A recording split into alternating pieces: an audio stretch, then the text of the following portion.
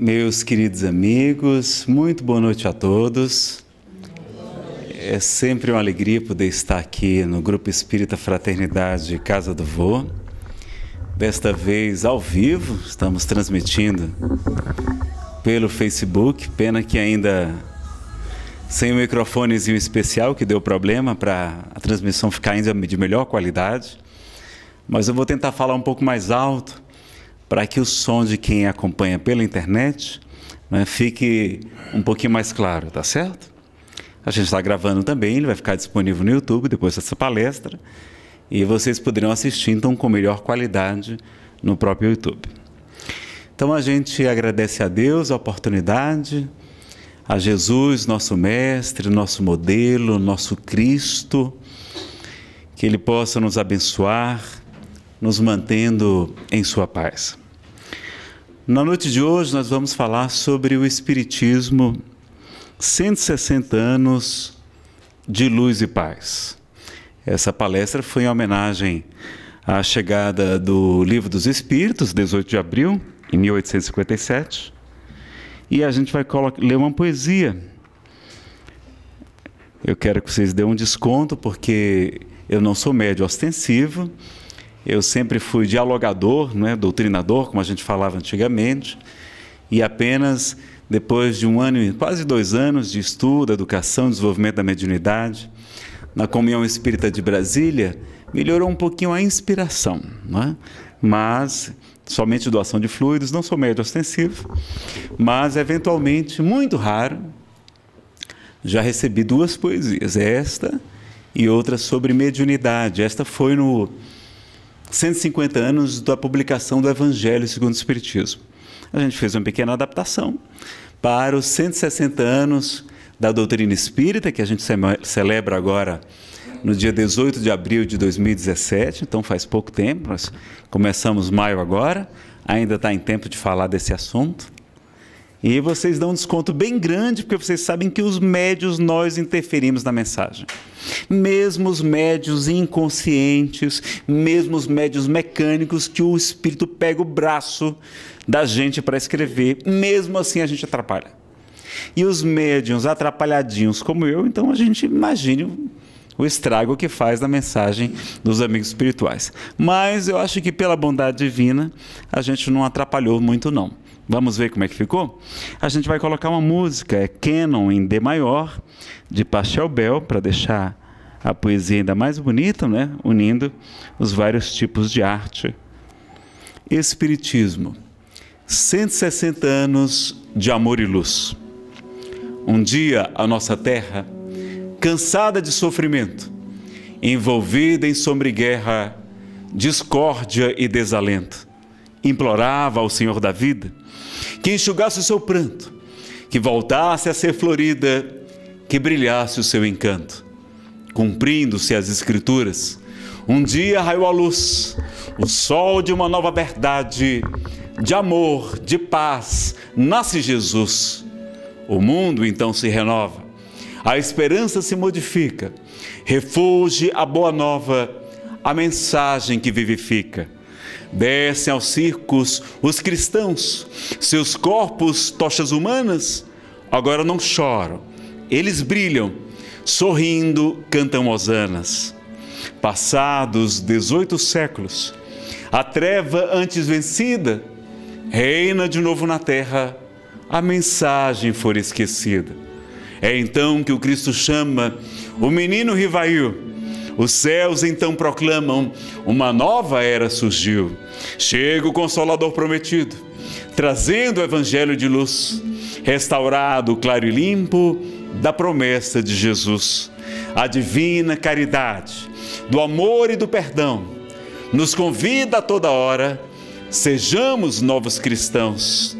160 anos de amor e luz, enquanto o mundo se agita, o gigante verde e amarelo levanta e grita, Jesus. Com o santo Espiritismo, toda sombra se desfaz, humildade, trabalho e consolo, amor, verdade e paz.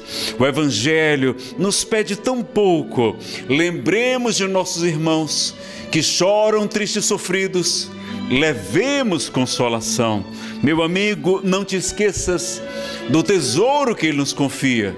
Esparja mancheias a paz e a alegria. Recorda os compromissos que assumiste no além, para que toda a tua vida esteja no eterno bem. Não somente pregar, cantando, ensinando, louvando, mas, sobretudo, exemplificar o Evangelho aperfeiçoando. Aproveitemos enquanto andamos sob a luz do Consolador, nada mais de desenganos, mas as santas bênçãos do amor. Lembrando o Cristo Jesus, a doutrina nos convida: sois o fermento da massa, brilhe a vossa luz. Divulguemos o Evangelho, vivamos sua mensagem, transformando o homem velho em fonte de claridades. Proclamemos a nova era de paz e renovação, fazendo Jesus brilhar nas mãos e no coração. Então fica o convite deste espírito amigo, ele não se identificou. Espiritismo, 160 anos de amor e luz, a música Cânon em D maior, de Pachelbel. Então a gente sabe que no dia 18 de abril de 1857 chegou à Terra o Livro dos Espíritos, e com ela nós marcamos a chegada da doutrina espírita no nosso planeta. Do Livro dos Espíritos surgiram as 4 outras obras básicas, não é? Surgiu o Livro dos Médiuns, é o segundo. O Evangelho segundo o Espiritismo é o terceiro. O livro O Céu e o Inferno é o quarto. E o último, a Gênese, os Milagres e as Profecias de Jesus, segundo o Espiritismo. São 4 livros em um. Dele nasce toda a doutrina espírita, que é desdobrada. Allan Kardec tem muitas outras obras, cerca de 29. As mais conhecidas são aquelas que nós citamos, também o que é o Espiritismo, e o Espiritismo em sua mais simples expressão, instrução prática das práticas mediúnicas, obras póstumas, que eu recomendo bastante. O que é o Espiritismo, já falamos, muito importante para esclarecer dúvidas de quem está iniciando. Viagem Espírita e a Revista Espírita, que não foi uma revista, foram 12 anos, todos os meses este homem publicava uma revista. Ele não foi só o codificador, ele foi também um grande divulgador da doutrina espírita. E por isso que quando desencarna, o Espiritismo, não é, resfria um pouco na Europa para florescer mais tarde no Brasil, porque aqui reencarnariam grandes divulgadores, e sobretudo Francisco Cândido Xavier, o maior divulgador do Espiritismo em todo o planeta. Por isso o Brasil é o maior país espírita do mundo, por causa de Chico Xavier. Bezerra de Menezes, Eurípides, muitos outros, mas sobretudo, não é? Chico Xavier. E a missão do Espiritismo, vocês já sabem, está lá no item 303 das Mitificações, eu vou correr um pouquinho, não é? Que é o melhoramento moral da humanidade, a melhoria nossa. Estamos aqui para adivinhar o futuro, nem saber o passado, nem curar corpos que amanhã mais tarde vão adoecer. Virão revelações? Virão, sim, virão comunicações com os entes queridos? Virão, mas o telefone toca de lá para cá.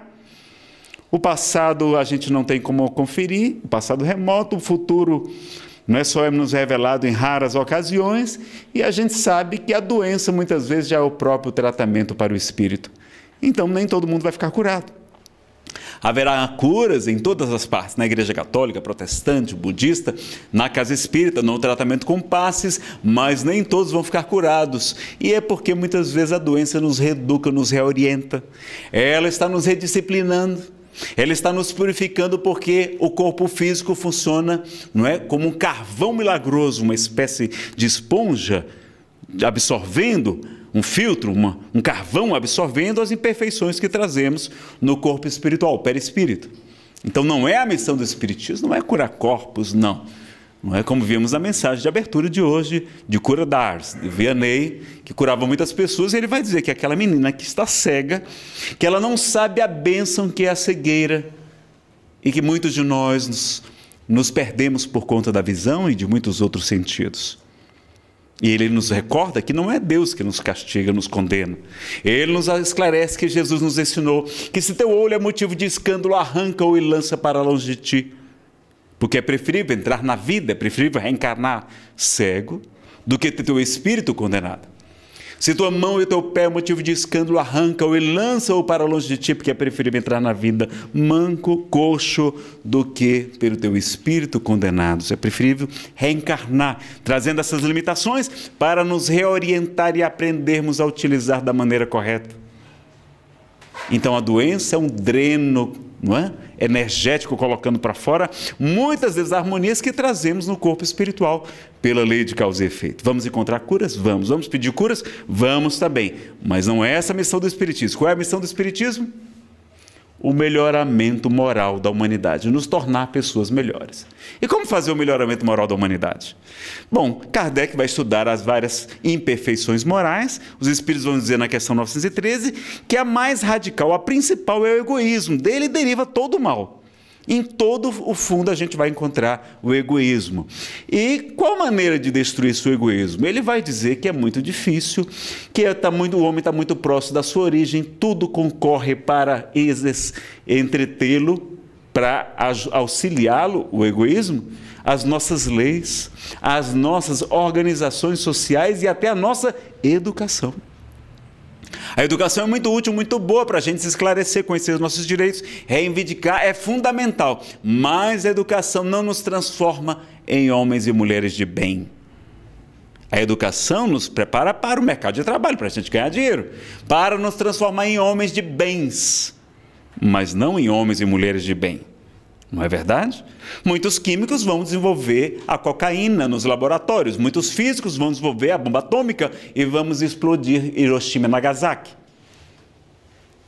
Muitos médicos vão praticar abortos, enfermeiros, paramédicos.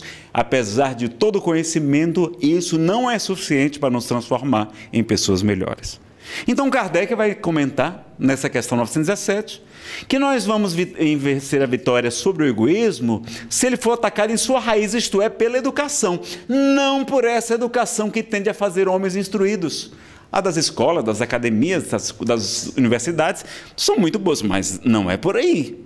Mas pela que tende a fazer homens e mulheres de bem. É a educação convenientemente entendida, constitui a chave para o progresso moral. É o caminho, é pela educação. Então, como é que a gente vai fazer? A educação religiosa é muito boa. Católica, a catequese protestante, todas são muito boas. Nada contra. No Espiritismo nós temos a educação espírita, com a evangelização infantil, que nós devemos levar nossas crianças e jovens, né? A juventude ou mocidade espírita, a evangelização infanto-juvenil. É a melhor proteção contra as drogas é que as crianças têm uma base religiosa, dizem todas as pesquisas científicas de hoje. Criança que tem uma base religiosa está a salvo das drogas, está muito mais protegida, até porque aquela turminha que ela vai conhecer na juventude espírita, na catequese católica, não usa drogas, não usa o álcool, não tem que usar o êxtase, a maconha, a cocaína, e ela não precisa se autoafirmar. Ela não precisa, para ser aceita, entrar na onda daquela tribo, que está mais para a tribo mesmo do que para grupo de pessoas.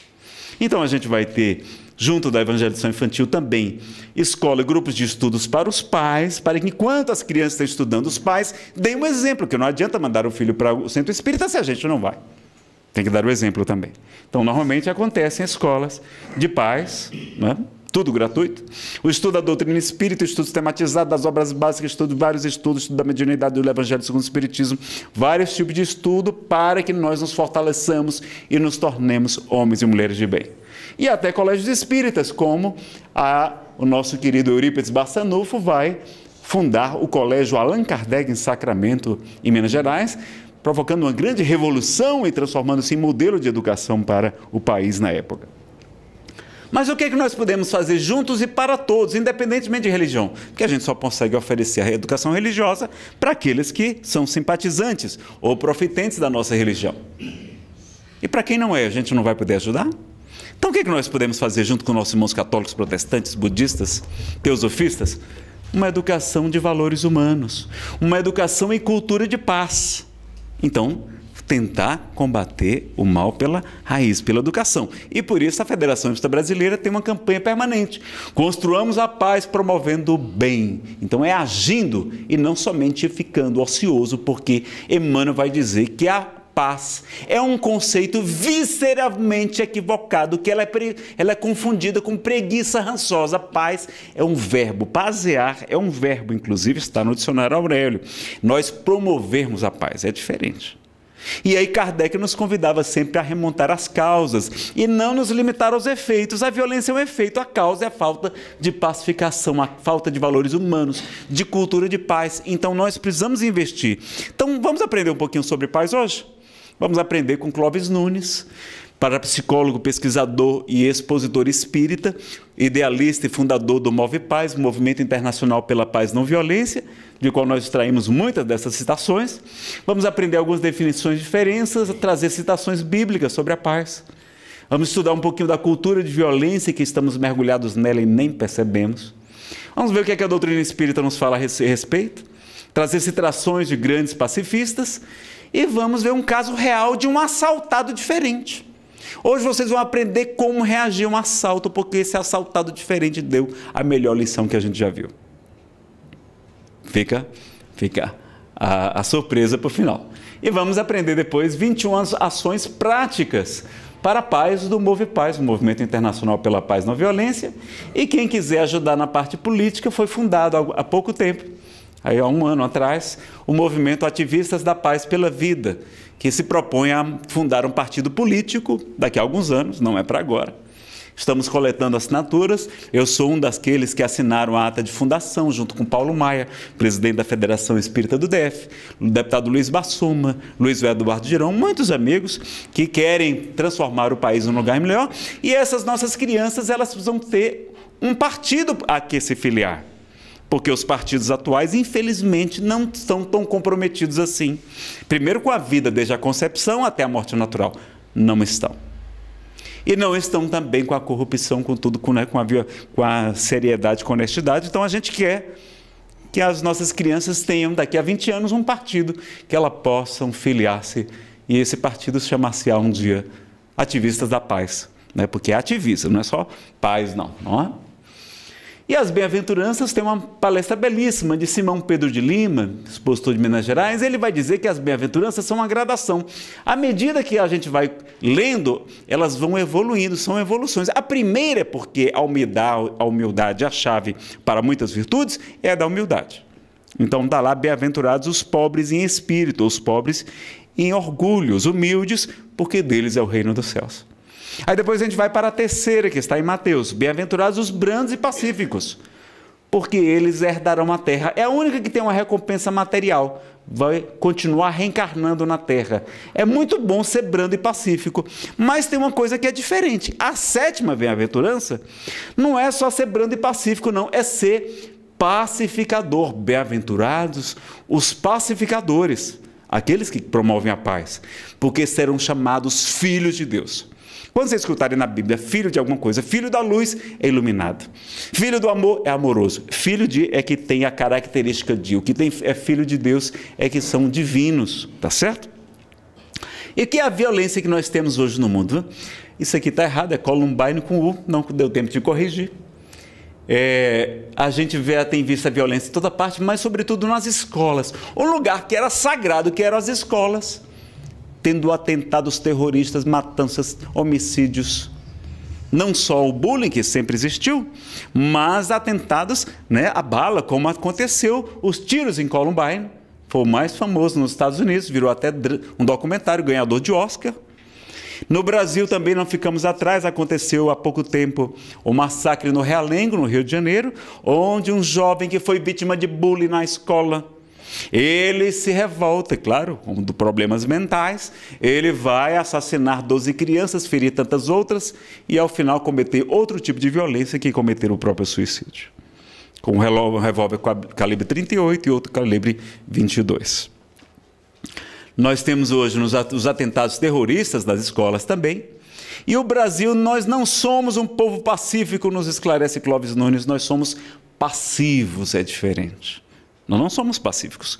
Porque a ONU descobriu que no mundo morrem 800 mil pessoas assassinadas por arma de fogo. E não são por fuzis, por granadas, não, são por armas calibre 38, calibre 32, por pistolas, problema não são os fuzis só quem tem são essas gangues de assalto a banco e etc. E grandes traficantes de droga. A maioria das pessoas morrem e matam por armas leves e ligeiras. E dessas 800 mil, que são 4 vezes mais do que nós matamos em Hiroshima, porque em Hiroshima matamos 80 mil pessoas na hora da explosão e 120 mil pessoas morreram um ano depois, vítimas da radiação, depois das sequelas. 200 mil, nós jogamos 4 bombas de Hiroshima todos os anos no planeta e não nos damos nem conta disso, só com as armas leves e ligeiras.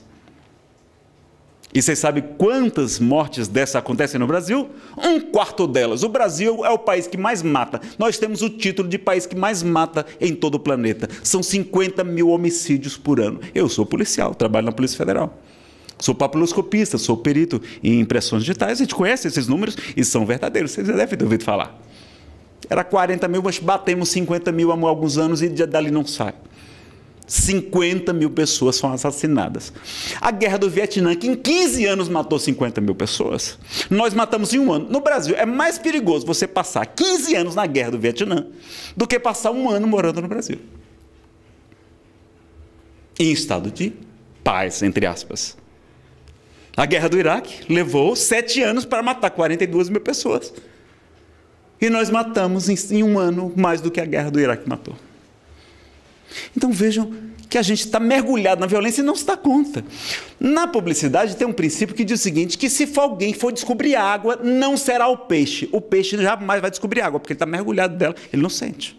Há um experimento que se faz até também de biologia, só para mostrar como a gente se acostuma.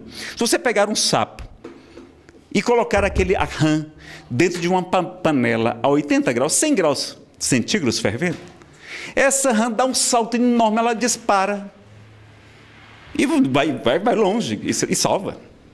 Agora, se você colocar a rã banho-maria, colocando ela devagarinho, aumentando de 30 graus, 45, 60, 80, com 80 graus ela dorme, com 100 graus o sapo morre e não se deu conta do fogo que estava queimando.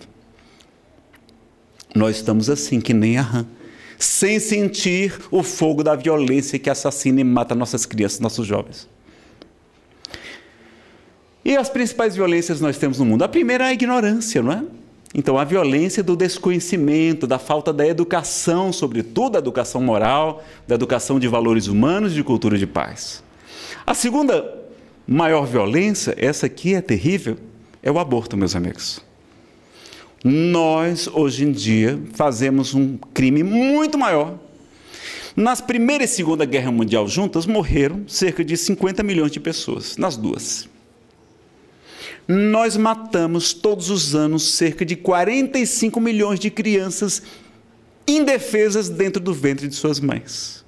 É a maior chacina, o maior massacre que existe, é o aborto. É a maior violência do mundo, por isso Madre Teresa de Calcutá vai dizer que a paz jamais poderá prevalecer no mundo enquanto houver o aborto.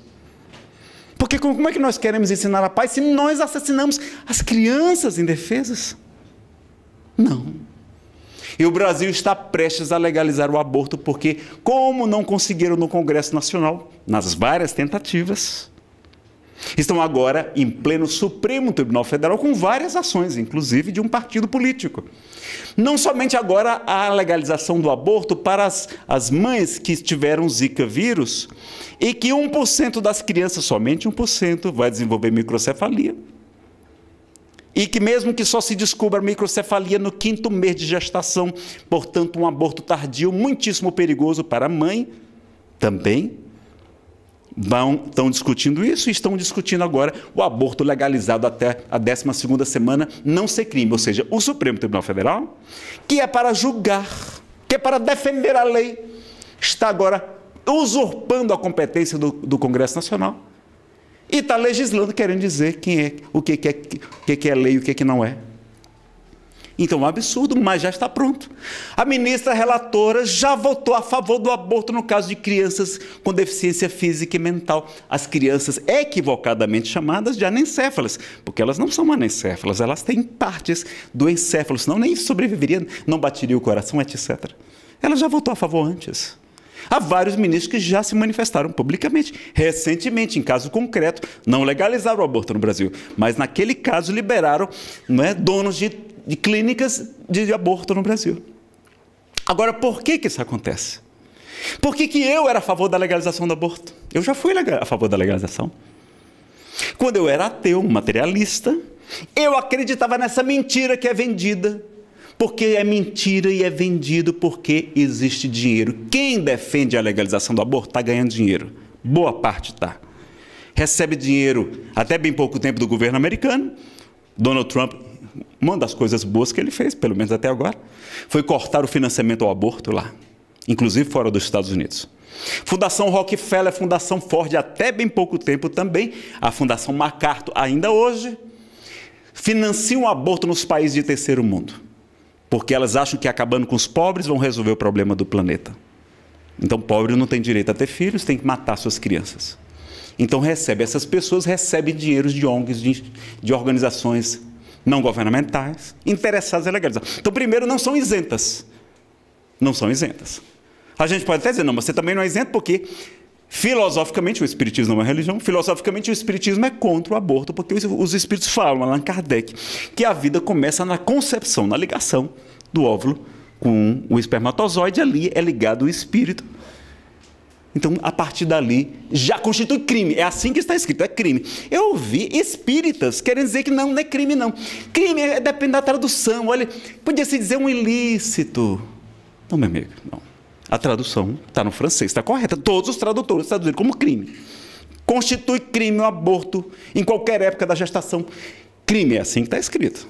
Agora, se você quer fazer a interpretação a seu favor, aí você não é um tradutor, você é um traidor. Não é isso que está escrito lá. Quando perguntaram a Chico Xavier, Chico, que era muito doce, que media muito as palavras, Chico vai dizer que o aborto é um delito muito grave, difícil de ser classificado, porque a vítima não tem como se defender. Chico nunca tergiversou. Ele falou, inclusive, sobre a legalização do aborto. Nós vamos ver aqui. Chico falou sobre a legalização, não foi só sobre o aborto, não. Porque tem muito espírito, não. Eu sou contra o aborto. Mas eu sou a favor da legalização porque morrem milhares de mulheres por aborto clandestino no Brasil. E não é verdade.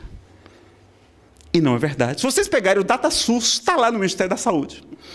Quantas mulheres morrem de vários tipos de aborto em todo o nosso país, não só aborto clandestino, por ano? Quantas são? 80, 85. Todos os tipos de aborto.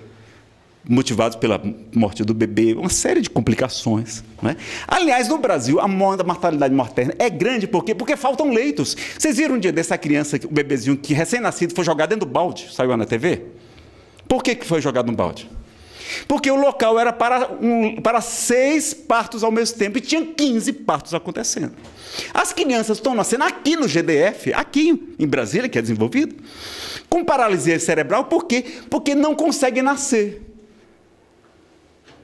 Nascem fora do prazo e aí desenvolve paralisia cerebral, porque tinha que ter nascido antes. Então é mentira esse número, é mentiroso. Os próprios abortistas já reconheceram isso. Um dos maiores abortistas do planeta, o Dr. Bernard Netterson, no livro América que Aborta, e no filme O Grito Silencioso, que vocês encontram na internet, ele vai dizer que eles multiplicavam por 10, por 100 os números das estimativas, porque não tinha estatística. A gente não tem estatística de aborto no Brasil também. Nunca foi feito. Por quê? Porque a gente não... É clandestino, ninguém sabe. Então, é uma estimativa. Aí eles multiplicam por 10 para dizer, olha, acontece 1 milhão de abortos no Brasil. Não é verdade. Tem a Isabela Mantovani, né, pesquisadora, especialista na área de saúde. Ela fez pesquisa, vai mostrar que esse número não é esse, é muito menos, deve ser em torno de 150 mil. É muito, é. Agora, se morressem milhares de mulheres todos os anos de aborto clandestino no Brasil, todos nós na nossa família alguém tinha morrido de aborto clandestino. Porque dizem que é a segunda, terceira, quarta maior causa de morte materna do... Que absurdo! Eu já vi jovens que já cometeram 11 abortos. 11 abortos. Você vê modelo, moça bonita, tudo. Você jura que ela não tem nada. Alguém aqui, eu costumo fazer essa pesquisa, alguém aqui conhece alguém que morreu de aborto clandestino? Clandestino, levante a mão, por favor. Alguém conhece alguém? De ouvir falar, conhecido. A gente nunca nem ouviu falar. Eu já perguntei isso em mais de 200 palestras. Sabe quantas pessoas levantaram a mão? Nunca levantam. 2 somente depois de 200 palestras perguntando quem conhecia gente que morreu de aborto clandestino. É mentira. A doutora Marli Virgínia, que trabalhou na Secretaria de Saúde aqui do GDF, pesquisadora obstetra, ela pesquisou no ano 2006. Ela falou, eu quero saber quantas vão morrer de aborto clandestino mesmo. E ela pesquisou caso a caso. Sabe quantas mulheres morreram em 2006? 12 mulheres. O ideal é que fosse nenhuma, não é? Mas não são milhares, dezenas de milhares, como eles mentem. Porque estão ganhando dinheiro para isso. E a mídia, a imprensa comprou esse discurso, acreditou nessa mentira. Aí lá no livro América que Aborta, o Dr. Bernardo revela isso. E aí conseguiram legalizar lá nos Estados Unidos. Como foi que eles legalizaram? Pela Suprema Corte, pelo seu STF de lá. Como está pronto, tudo pronto para legalizar no Brasil. E se legalizar o aborto no Brasil, o que é que vai acontecer? Você sabe o que acontece quando legaliza? Triplica o número de abortos. Porque a pessoa diz, não, agora pode, todo mundo pode fazer. Aí não vou usar nem mais preservativo, as pessoas não gostam de usar preservativo, a maioria não gosta. Não é? Aumentar, inclusive, o índice de AIDS, de doença sexualmente transmitível, etc. E vai acontecer mais abortos, e mesmo que você faça na clínica, com toda a higiene, com toda a segurança que o Brasil não tem, inclusive, no nosso SUS, imagine. Mesmo que fosse lá com toda a higiene, mesmo assim, como o número de abortos aumenta muito, o número de morte materna continua equivalente. Por quê? Porque lá também morre, lá nos Estados Unidos também morre criança, mulheres vítimas de aborto clandestino, legalizado. Assistam ao documentário Blood Money, Dinheiro de Sangue, da Estação da Luz, que promoveu, mostrando então como realmente há essa mentira e aumenta. No Uruguai, eles diziam que acontecia 30, 40 mil abortos por ano. O Uruguai é desse tamanhozinho, comparado ao Brasil. Quando legalizaram, sabe quantos abortos deu? 3 mil. 10 vezes menos do que ele falava. Agora, todo ano aumenta. 20%, 30%. Todos os lugares que legalizaram aumentam. Triplica, explode o número. Na Inglaterra, os médicos estão impressionados como é que criança jovem com 17 anos já cometeu 2 abortos. Podendo correr no risco de ficar estéril. Uma série de sequelas. E as mulheres não sabem das consequências do aborto. A mulher tem que ter direito à informação. Ninguém fala para ela que ela pode ter depressão, que é melhor uma gestação há alguns meses, e depois doar uma criança para uma família que quer muito ter filhos e não pode. Não precisa, tem lá no Brasil, tem adoção direta, você encaminha, não precisa matar a criança. Eles vão só perguntar se dentro da família, se os avós, se alguns tios, alguém quer ficar com a criança. É a única exigência, o resto eles vão encaminhar, não precisa nem ver a criança, mãe. Em vez disso, a gente vai matar? Então, geste a criança, não é? A gente tem essa... A mulher não sabe o quê? Que é melhor uma gestação de alguns meses ou uma depressão o resto da sua vida, desgraçar a sua vida o resto completamente. Quantas mulheres me dizem, Nazarena, depois do aborto que eu cometi, minha vida foi para o beleléu, tudo começou a dar errado.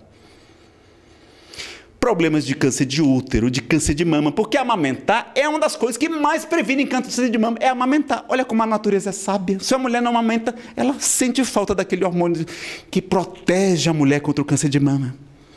Aí pode provocar esterilidade, pode provocar frigidez, não ter mais prazer sexual. Olha que coisa terrível. Tão ufanado hoje a pessoa ter prazer sexual, não é? Na mídia. E a pessoa perder por causa de um aborto. Porque uma criancinha que quer nascer e você impediu. Então, a gente não sabe, as mulheres não sabem. Problemas de dependência química, de esquizofrenia, de síndrome do pânico, 7 vezes mais casos de suicídio. Tem pesquisa mostrando que acontece até mais mortes violentas. É mais fácil a mulher ser atropelada e a casa pegar fogo se ela cometer um aborto. Eles não sabem explicar por quê. Mas nós que conhecemos as consequências espirituais sabemos que o espírito pode se revoltar da criança e se tornar um inimigo da mãe. E levar, inclusive, a obsessão, a depressão. Ela sofre aqui na Terra, desencarna, sofre no mundo espiritual, reencarna, não consegue mais ter filho, tem dificuldade. Uma série de sequelas psiquiátricas, orgânicas, psicológicas e espirituais. Agora, isso é dito? É dito isso aí? Não. Parece que o aborto é a solução. Não, ele vai abortar. Ó. Resolveu todos os seus problemas. Não resolveu problema nenhum. Gerou problemas. Aborto não é solução, aborto só gera problemas. Aí nós estamos com essa grave urgência no nosso país. Nós temos que fazer alguma coisa, meus amigos. Nós temos que nos mobilizar, e a FEDEF, Federação Espírita do DF, a Federação Espírita Brasileira, estão mobilizadas para, junto com todo o movimento Brasil Sem Aborto, nossos irmãos católicos, protestantes, sem religião, no dia 30 de maio, terça-feira agora, está perto? Que dia que é hoje? 9, falta 21 dias, terça-feira, 2 horas da tarde. Por que Nazareno, dia de semana de tarde? É porque se for no fim de semana, os padres, os pastores têm missa para celebrar, tem culto, não vão. Mas se for na semana, eles vão. Aí a gente lota, a gente consegue botar 10 mil pessoas lá na esplanada dos ministérios. Então vamos levar, vamos participar da marcha. Ah, mas eu trabalho, você fala com o seu chefe, olha, eu tenho um motivo religioso, eu preciso me ausentar, dia 30 de maio, terça-feira, 2 da tarde, eu preciso ficar até de 2 até umas 4, 5 horas da tarde, eu preciso ir lá defender a vida. É da minha religião, é uma coisa, um aspecto religioso. Constitucionalmente você tem esse direito de faltar. Agora você tem que compensar depois das horas. Você diz, chefe, depois eu compenso, tá certo? Beleza? Pronto, aí a gente trabalha um pouquinho mais depois. E a gente vai estar lá bradando, porque, meus amigos, eu não quero chegar no mundo espiritual com rótulo de abortista. Porque se a gente não fez nada, se a gente não divulgou, se a gente não participou da marcha, não ajudou financeiramente, por que não ajuda? Faz uma doação financeira para o Movimento Brasil Sem Aborto. Tem lá na página, é só fazer. Pode fazer pelo Banco do Brasil, pelo PagSeguro, cartão de crédito, cartão de débito, cheque pré-datado, bônus hora, tem todo jeito que você pode ajudar. E aí, a gente não fez nada, nem compartilhou, nem participou. Eu estou falando isso, meus amigos, é porque tem espíritas defendendo a legalização do aborto. Porque embarcaram nessa mentira, nessa propaganda nazista, porque é uma mentira repetida 1000 vezes, acaba passando por verdade. Então eu preciso esclarecer vocês. Eu estudo esse assunto, eu sou voluntário do Movimento Brasil Sem Aborto também. Então a gente participa dessas audiências públicas, estudem, vejam, e vejam que a legalização não é a solução. E a gente vai mostrar depois aqui 14 mitos e verdades sobre a legalização do aborto. Tá certo? Vamos avançar, senão a gente não avança mais sobre violência. Então, aborto é a maior violência hoje da atualidade, depois da ignorância. A guerra, não precisa falar. O protecionismo, né? Vocês lembram que Jesus foi um refugiado? Quando Jesus era criancinha, o anjo revela a José que ele e Maria se refugiassem no Egito, porque Herodes queria matar a criança. E aí Jesus foge, tem que ser um estrangeiro, um imigrante lá no Egito. E se as portas estivessem fechadas?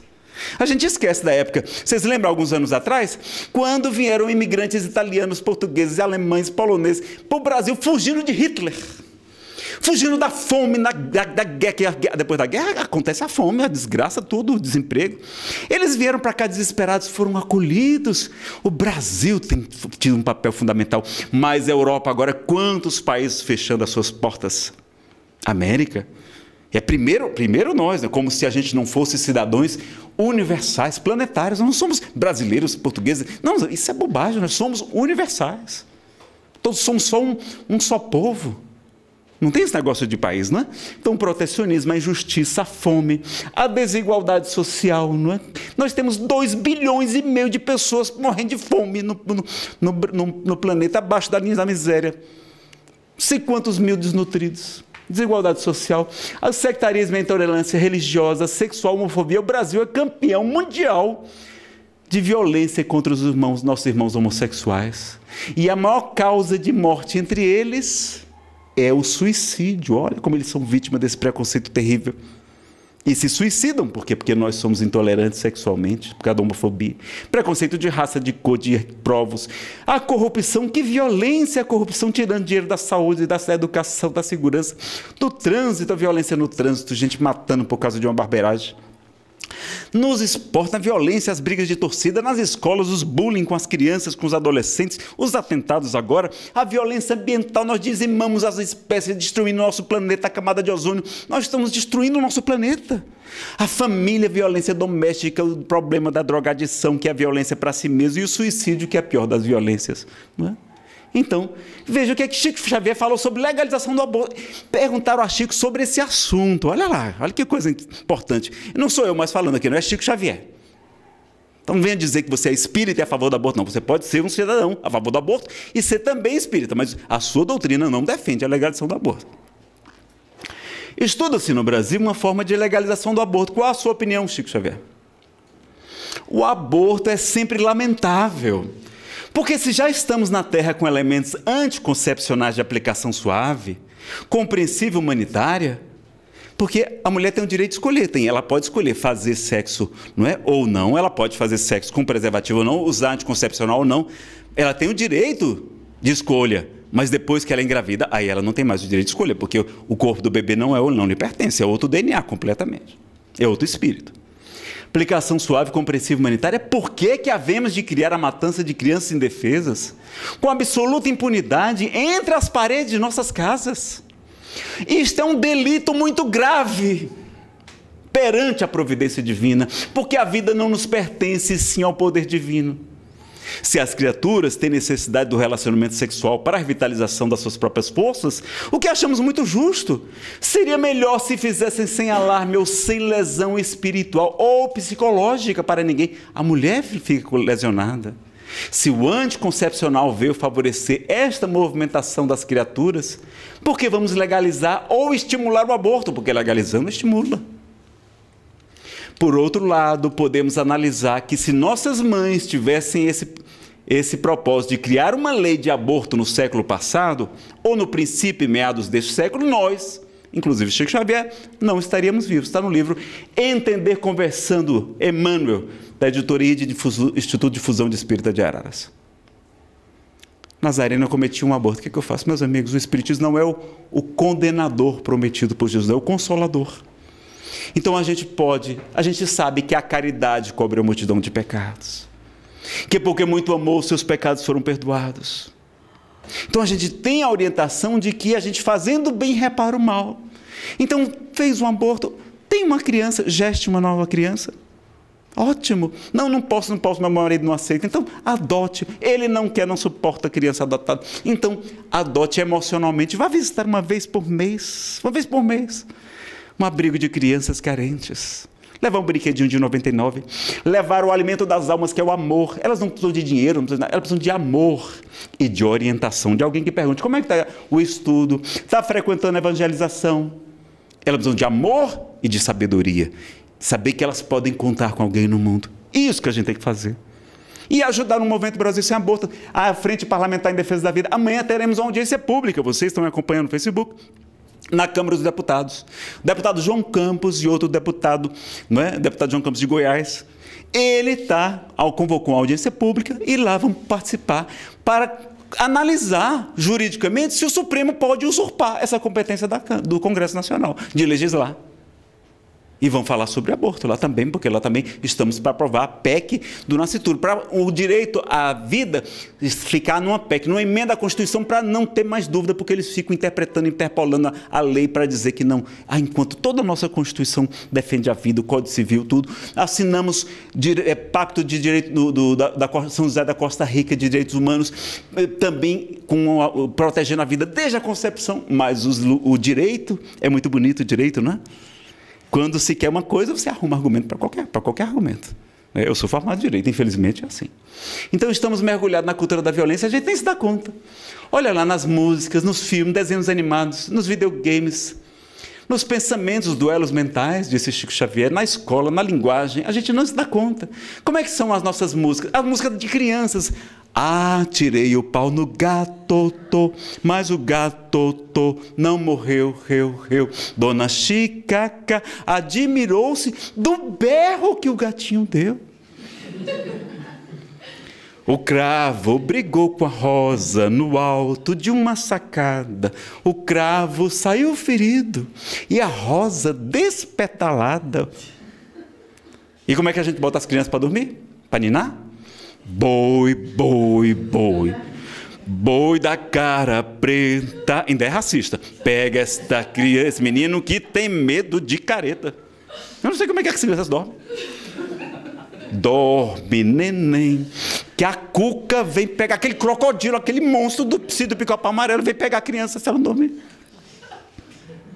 Já mudaram essas músicas. O Move Paz tem todas essas músicas reformuladas pela Márcia Porto e um grupo de crianças e de outros jovens. Né? E como é que são os desenhos animados da gente? Que a gente se delicia com o Tom massacrando o Jerry, o Coyote perseguindo o Papaléguas, o Gargamel atacando os Smurfs, o Esqueleto desafiando o He-Man, Lex Luthor combatendo o Super-Homem, o Coringa perseguindo o Batman, do Duende Verde atacando o Homem-Aranha. E os seriados de hoje é The Walking Dead. Esses são zumbis assassinos. É a maior audiência das séries de TV. É Game of Thrones também, que é só violência. É filmes sobre zumbis, sobre lobisomem, vampiros, monstros, extraterrestres assassinos. E nós, os espíritos, nós viramos assombração quando a gente morre. A gente não vira, não era mais gente, não. A gente vira assombração. É filme de terror. Filme de espírito é de assombração. E nem são nossos heróis nas escolas. A gente estuda quem? Gengis Khan, Átila, o rei dos Hunos, que era o flagelo de Deus, Alexandre o Grande da Macedônia, Júlio César, Napoleão Bonaparte, que a boa parte dele era somente a guerra, Mao Tse Tung, Adolf Hitler, Stalin, tantos outros. Eu vou parar para vocês não ficarem deprimidos. Ninguém estuda os pacifistas. Então move paz, leva para as escolas a gente estudar os 22 pacifistas. Eu trouxe só alguns aqui. Jesus, o maior pacificador, Buda, Krishna, Confúcio, Lao Tse, o Sol de Assis, Madre Teresa de Calcutá, Mahatma Gandhi, Mahavir, o criador do jainismo, que inspirou Gandhi com a rinça, com a não violência, e Hitorió, Bhasvai, Mahdulce, Satya Sai Baba, que é o modelo de educação do Educare. Mais de 600 mil crianças estudam no planeta os valores da compaixão, da retidão, da justiça, da misericórdia, na sala de aula, para Ramananda Yogananda, Albert Einstein e muitos outros também, Bhaktivedanta Swami Prabhupada, John Lennon, Nelson Mandela, Dom da Cama, professor Hermógenes, Chico Mendes, não é? Dalai Lama, a gente estudar estes heróis nas escolas, que não são estudados, ninguém conhece isso, não é? As mães podem ser grandes pacificadores, os educadores, os professores. E a nossa linguagem como é que é? Se uma coisa está ótima, Nazarena, a sua palestra está ótima, está bombando na internet, olha aí, ó. Foi bom, você arrebentou. E se for muito bom, você arrasou. Se foi excelente, você destruiu, meu filho. E se você superou, você matou a pau. E, no nosso dia a dia, se a gente inaugurar uma obra beneficente, a gente vai dar o pontapé inicial, é um chute. Resolveu 2 problemas de uma só vez, matou 2 coelhos com uma cajadada só. Vou vivendo, como é que a gente fala? Estou na luta, estou na guerra, estou na batalha, mata um leão por dia. E como é que a gente divulga bem? O marketing tem que ser agressivo para a gente divulgar bem. E andar até na propaganda oficial, em vez da gente falar, nossa guerra é contra a dengue, por que a gente não fala lugar de mosquito na floresta? Só que como a gente destruiu a floresta, ele vem para uma cidade, vem para a nossa casa. Olha lá, né? Na nossa linguagem também, na convocação é grito de guerra, nome de guerra no exército, na polícia, judiar, lembrando os judeus, denegrir dos negros, caminhada é marcha. A gente é viciado em murmúrio, queixa, reclamação e lamentação, disse Simão Pedro de Lima também. A palestra dele é belíssima, sobre bem-aventurados os pacificadores. E no maior esporte do planeta, como é que é? Se o jogador for bom, ele é artilheiro, de artilharia, de bomba. E se for ótimo, é animal. Se for excelente, ele é matador. E se o cabo for bom, mas se a partida for decisiva, é mata-mata. E se for por um gol, é morte súbita. Haja violência, né? Como é encontrar a paz, pessoal? Eu acredito no mundo de paz construído pelas nossas mãos. Então, Emmanuel vai dizer que é um erro. A paz, ela é mal entendida, ela é confundida com preguiça rançosa. Isso não é paz. A gente tem que buscar reforma íntima, pacificação interior, mas ela é um meio para a gente melhorar o mundo. A gente tem que promover a melhoria do mundo, pacificar o mundo. 3 questões importantes para a gente ir concluindo, não é? A questão 742, 932 e 642 de O Livro dos Espíritos, o primeiro livro. Está lá, qual a causa que leva o homem à guerra? A predominância da natureza animal sobre a natureza espiritual e a satisfação das paixões. No estado de barbárie, os povos só conhecem o direito mais forte. Daí, para eles, a guerra é um estado normal. À medida que o homem progride, a guerra se torna menos frequente porque ele evita as suas causas, ele combate as causas. Não é só ter combate à violência, é promover a paz. E quando se torna necessária a guerra, sabe fazê-la com humanidade, sem maldade, não é?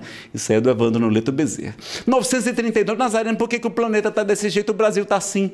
Kardec perguntou. Porque neste mundo a influência dos maus geralmente sobrepuja dos bons. Resposta, por fraqueza dos bons. Os maus são intrigantes e audaciosos, os bons são tímidos. Quando estes o quiserem, haverão de preponderar, de dominar. Ah, Nazareno, mas eu não faço mal a ninguém. Eu venho aqui para o Centro Espírita, eu assisto a palestra. Eu não faço mal a ninguém. Está certo? Bastará o homem não praticar o mal? 642. Para agradar a Deus e assegurar a sua posição, a sua felicidade futura. Bastará o homem não praticar o mal? Resposta, não. É preciso que faça o bem no limite de suas forças. Claro que tem que ter limite também, não precisa ser exagerado, não. Pois cada um responderá por todo o mal que haja resultado de não haver praticado o bem. Se legalizar o aborto no Brasil, meus amigos, nós seremos todos chamados de abortistas. E eu não quero chegar no mundo espiritual com esse título, não. Quero que vocês me ajudem a não chegar. Quero que nenhum de vocês chegue com isso. Vamos fazer alguma coisa. Vamos ajudar. Financeiramente, participar, divulgar. E Allan Kardec, com muita propriedade, vai dizer: na omissão dos bons que os maus prosperam. Aí a gente conhece a paz do Cristo. Jesus é chamado príncipe da paz. Aprenda de mim que sou manso e humilde de coração, e minha paz vos deixo, minha paz vos dou. Não vos la dou como o mundo a dá. Meu reino não é neste mundo, o mundo dareis aflições. Ele saudava as pessoas, não é? Como é que ele saudava as pessoas? A paz do Senhor, a paz esteja convosco, a paz esteja nessa casa. Ele falava de paz.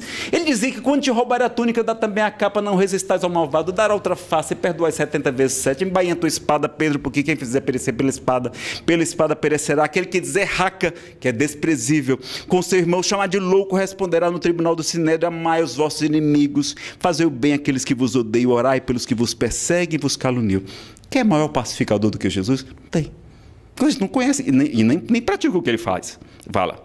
Não é à toa que Jesus é o chamado Filho de Deus. Busque a paz e siga, diz a primeira epístola de Pedro. Paulo fala: irai-vos, mas não pequeis. Vamos ficar com raiva, mano, vamos pecar. Não se deite o sol sobre a vossa ira, né? Vamos perdoar antes de dormir. E ele vai dizer: e não vos conformeis com este mundo, mas transformai-vos pela renovação da vossa mente, para que proveis qual é a boa, agradável e perfeita vontade de Deus.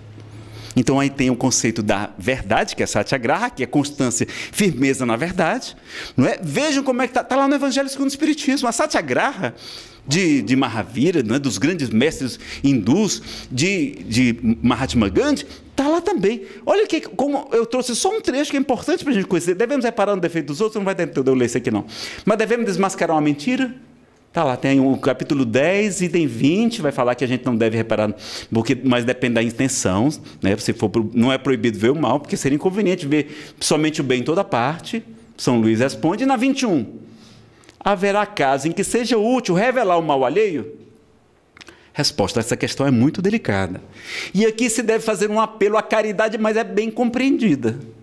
Se as imperfeições de uma pessoa só prejudicam a ela mesma, não haverá nenhuma utilidade de divulgá-la. Então não vamos divulgar isso, não.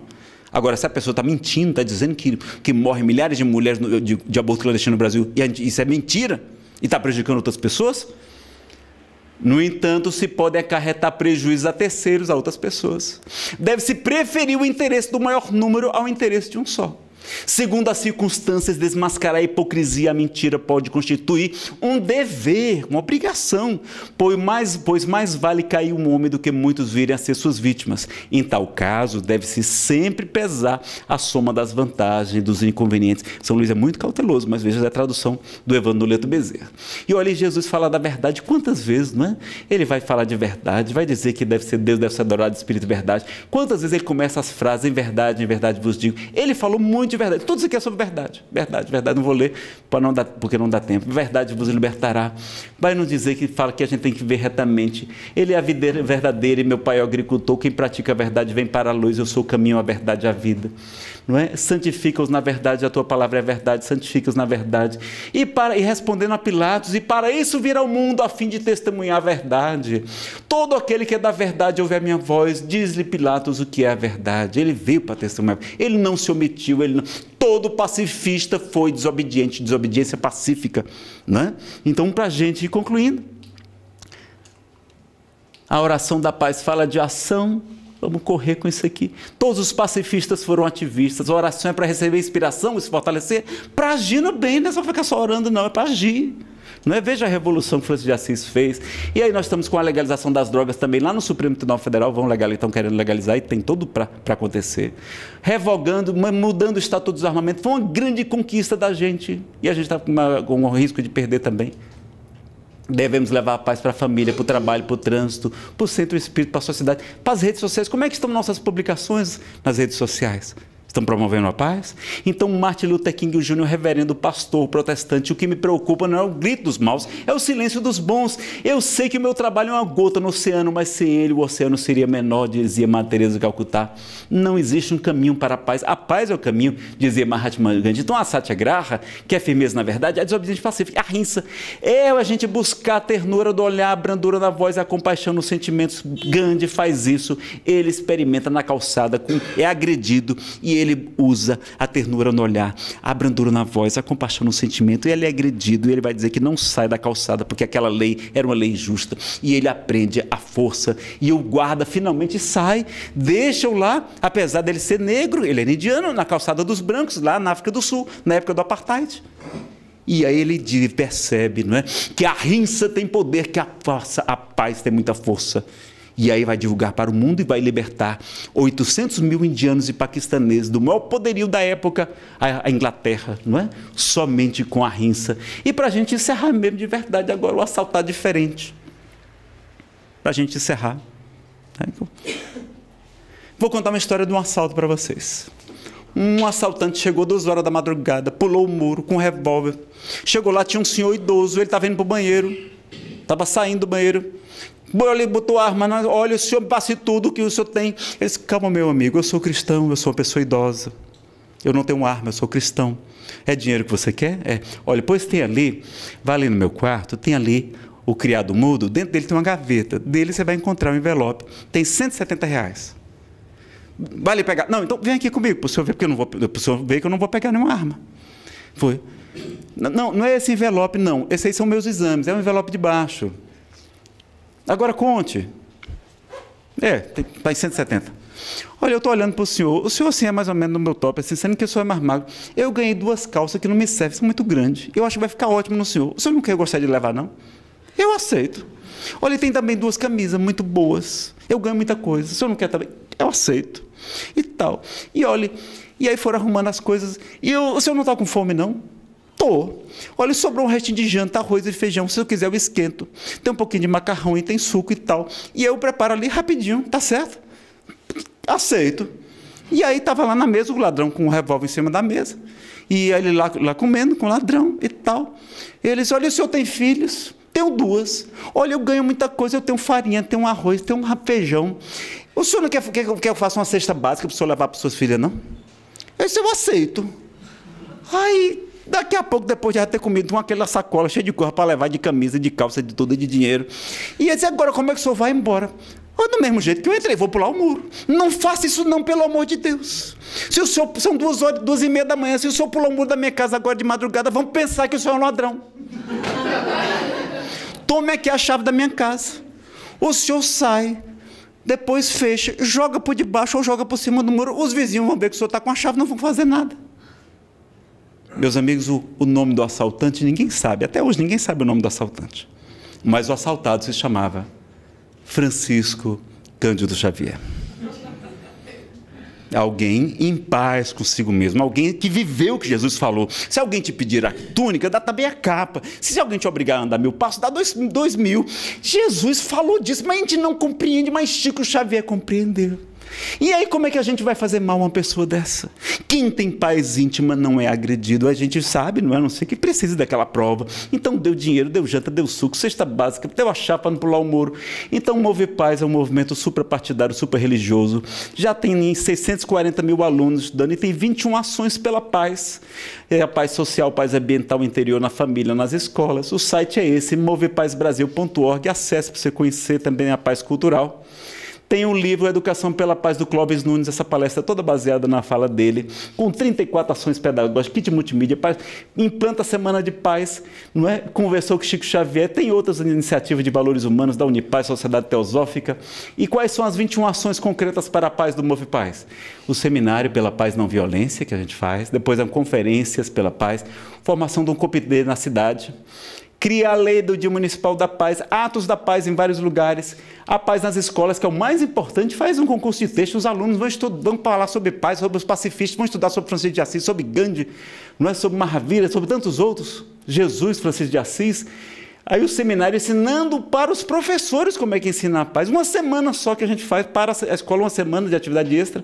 Criação da Casa da Paz, tem cidades que tem. A campanha do desarmamento, que é muito importante para a gente. A caminhada pela paz, lá acontece quase 1 milhão de pessoas, lá em Feira de Santana, na Bahia, onde começou. Tem 21 cidades em 10 estados.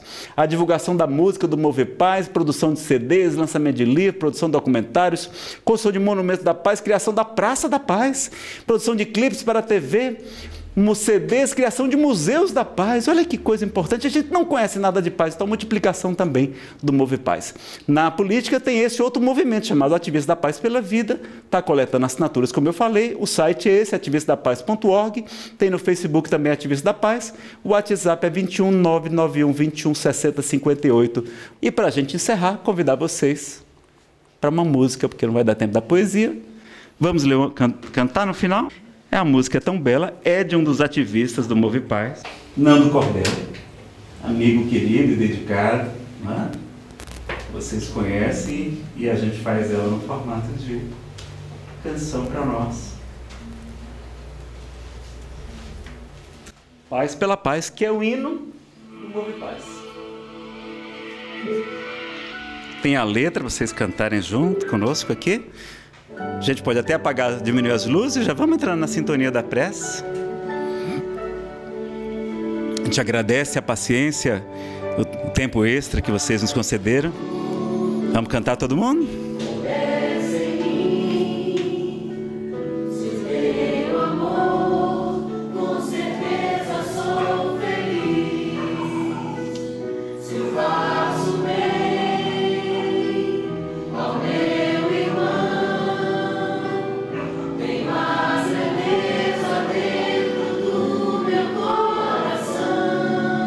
Chegou a hora. Chegou a hora da gente construir a paz.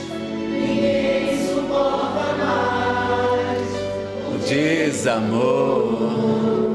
Paz pela paz. Pelas crianças. Paz pelas paz. Pelas florestas. Paz pela paz. Pela coragem. Pela coragem de mudar.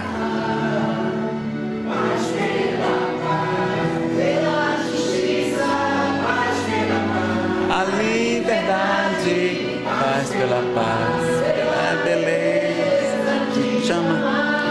A gente vai voltar para esse planeta.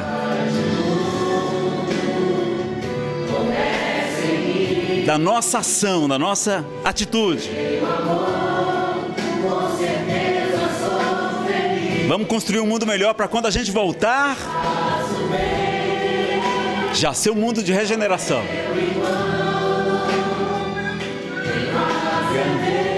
Dentro do meu coração, chegou a hora da gente construir a paz.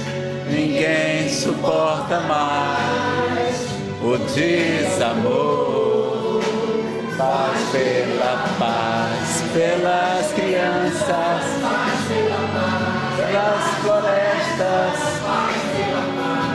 a coragem de mudar.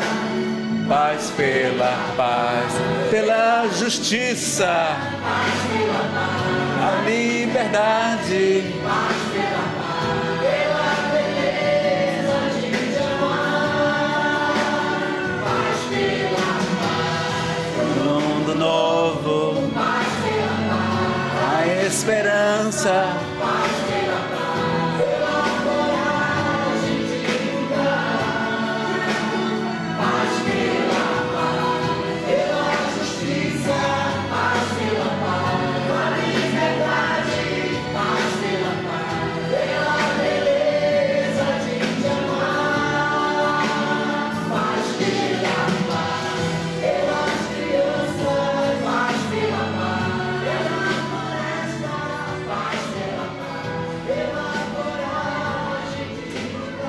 Agora andem pelo mundo todo e preguem o que ouviram.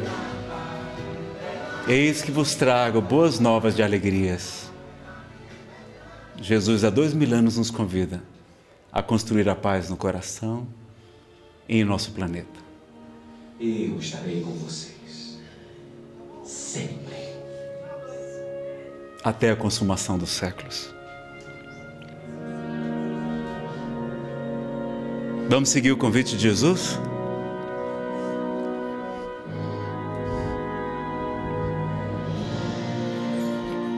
Então, terça-feira, 30 de maio de 2017, a partir das 14 horas, concentração atrás da Torre de TV. Acesse o site do Brasil Sem Aborto, colabore financeiramente, colabore divulgando, ajude-nos a fazer uma grande marcha em defesa da vida e vamos estar lá diante do Supremo Tribunal Federal, defendendo a vida das crianças, a saúde e a felicidade das mãezinhas também, e o direito à informação das mulheres. Que Deus nos abençoe, meus amigos, e que estejamos na paz do Senhor. Que assim seja. Muito obrigada por esse presente.